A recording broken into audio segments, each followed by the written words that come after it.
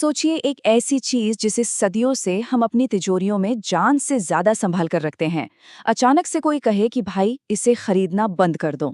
अजीब है ना। हाल ही में कुछ ऐसा ही हुआ जिसने पूरे देश में एक तरह का भारी आर्थिक हड़कंप मचा दिया। एक तरफ है हमारी अर्थव्यवस्था के सख्त नियम और दूसरी तरफ हमारी रग रग में बसा सोने का प्यार। इन दोनों के बीच जो ये भयंकर टक्कर हो रही है ना, आज हम इसी की तह तक जाएंगे। तो चलिए इस दिलचस्प विषय और इसके पीछे के असली खेल को डीकोड करते हैं। तो चलिए सीधा मुद्दे पर आते हैं और देखते हैं कि ये पूरी कहानी शुरू कहाँ से हुई।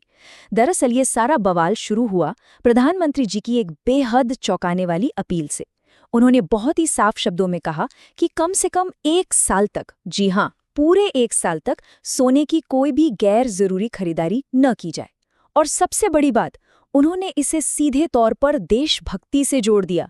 मतलब एक ऐसा देश जहां सोना सिर्फ एक धातु नहीं बल्कि इमोशन है, वहां सबसे बड़े राजनीतिक मंच से ऐसी बात आना, जाहिर है रातों रात इसने हर किसी का ध्यान खींच लिया और एक नई बहस छेड़ दी।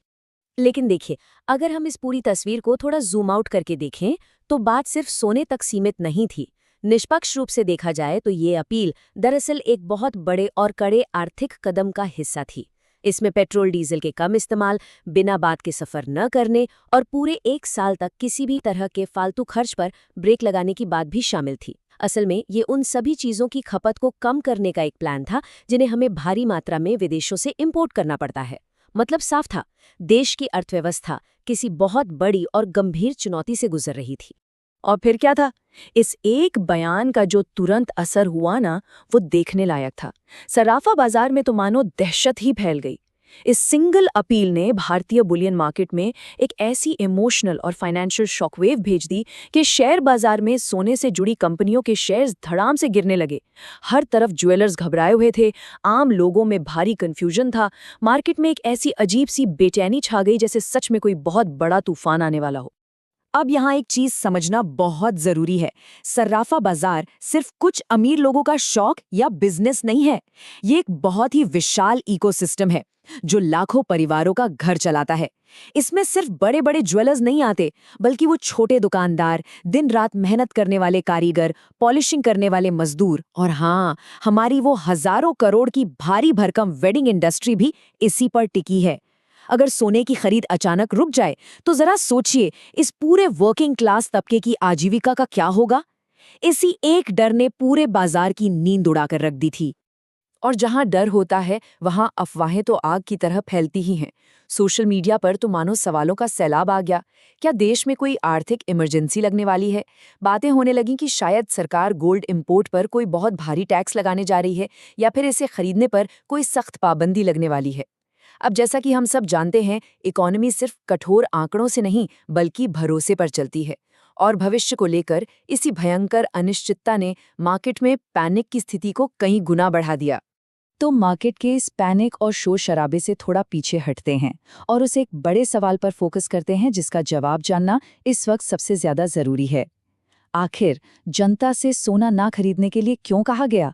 इसके पीछे का असली खेल क्या है?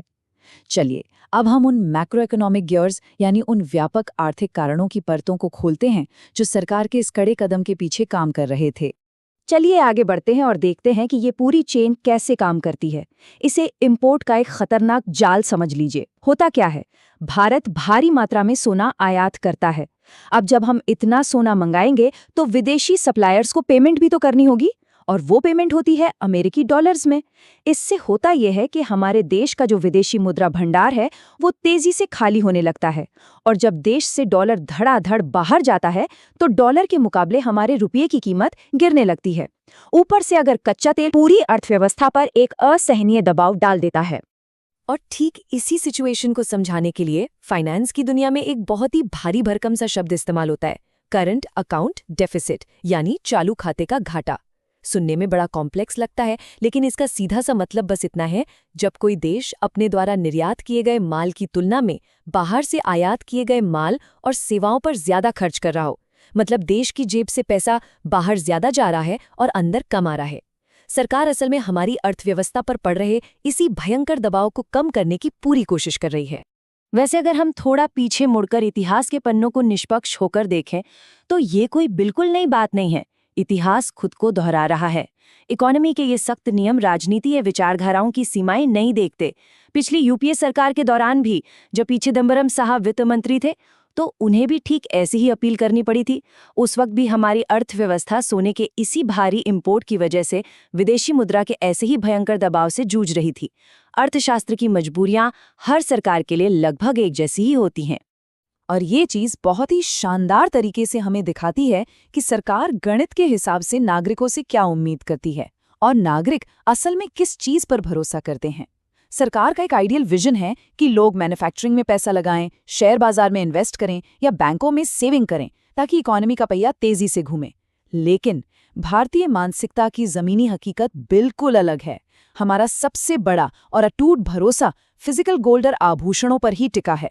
हमारे यहाँ आज भी गहराई से माना जाता है कि कागज शायद कभी फेल हो जाए लेकिन सोना कभी नहीं डूबता।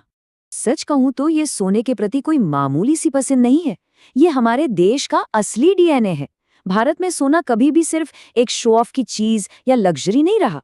बच्चा पैदा होता है तो उसे उपहार में सोना दिया जाता है। शादी विवाह की परंपराओं और सामाजिक प्रतिष्ठा के लिए तो ये अनिवार्य है। और हर बड़े त्योहार पर सोने की खरीदारी करना तो मानो एक शगुन है। और उत्तर से लेकर दक्षिण भारत तक, खासकर दक्षिण में, ये एक बेहद संवेदनशील और सांस्कृतिक मुद्दा है। सही मायने में देखा जाए तो ये एक इमोशनल सिक्योरिटी ब्लैंकेट है, मुसीबत के समय में काम आने वाली सबसे पक्की बचत। तो यहाँ सबसे अहम बात यह है कि ये पूरा का पूरा मामला एक बहुत बड़े ढांचागत टकराव पर आकर टिक गया है, जिसे हम कोर कॉन्फ्लिक्ट कह सकते हैं।